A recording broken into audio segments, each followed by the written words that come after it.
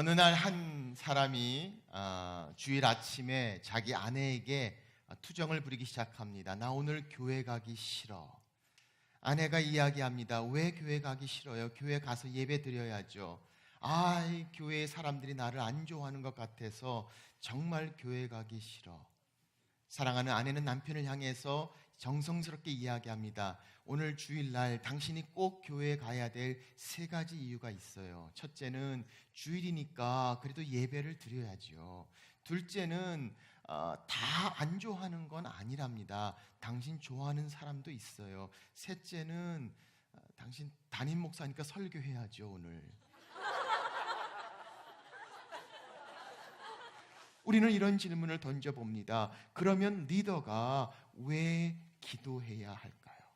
저는 리더가 기도하는 이유를 3가지로 생각합니다. 첫째는 하나님의 지혜가 필요하기 때문입니다.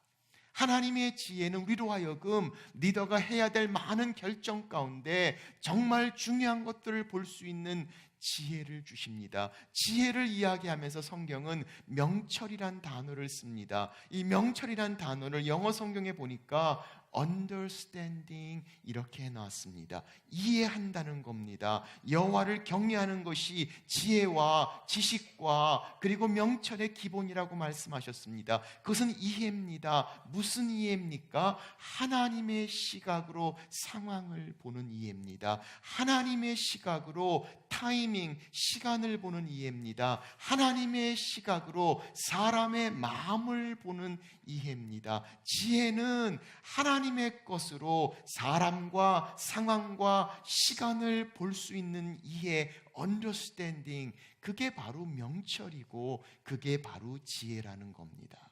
사랑하는 여러분, 이 세상에 어느 누구보다도 하나님의 이해, 하나님의 지혜가 필요한 사람이 있다면 바로 우리 리더들입니다. 그럼에도 불구하고 우리가 기도하지 않는다면 어떻게 사람을 향해, 상황을 향해, 시간을 향한 하나님의 지혜를, 하나님의 이해를 얻을 수 있을까요?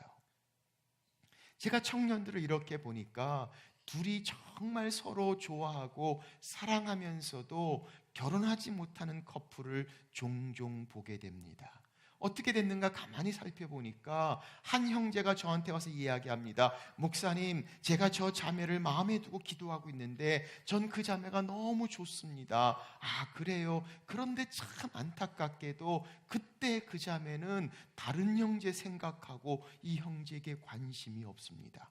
그런데 시간이 좀 지나서 참 이상하게도 그 자매가 마음을 바뀌어서 자기를 향해 생각하는 그 형제를 향해서 마음이 움직이기 시작하는 그때쯤 형제가 마음이 바뀝니다.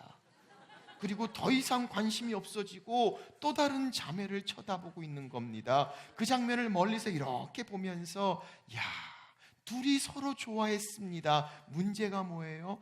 같은 시간에 좋아하지 못한 겁니다. 우리가 수고하고 애쓰지만 같은 시간, 타이밍이 맞지 않으면 이루어지지 않는 일들이 얼마나 많이 있는지 모릅니다. 그래서 성경은 뭐라고 말씀합니까? 파수꾼의 경성함이 여호와께서 지키지 아니하시면 허사라고 말씀합니다. 집을 세우는 자가 하나님께서 세우지 아니하시면 허사라고 말씀하시고 너희의 일찍 일어나며 늦게 누우며 수고의 떡을 먹음이 허사로다. 수고하고 애쓰지만 하나님의 지혜가 필요합니다. 하나님의 지혜는 기도 가운데 이루어집니다. 기도하면서 하나님이 우리에게 지혜를 주십니다. 깨닫게 하십니다. 생각나게 하십니다. 몰랐던 것들이 기억되게 하고 알려주십니다. 점으로 연결했던 것이 기도하는 순간에 하나님의 지혜로 선으로 연결되는 것을 보게 됩니다. 라는 생각이 듭니다. 그게 그것이었구나. 새로운 아이디어와 하나님의 생각과 신선한 것들을 얻을 수 있는 하나님의 지혜, 이해, 바로 리더의 기도 가운데 이루어지는 제목이라고 이야기합니다. 하나님의 지혜를 향한 리더의 기도.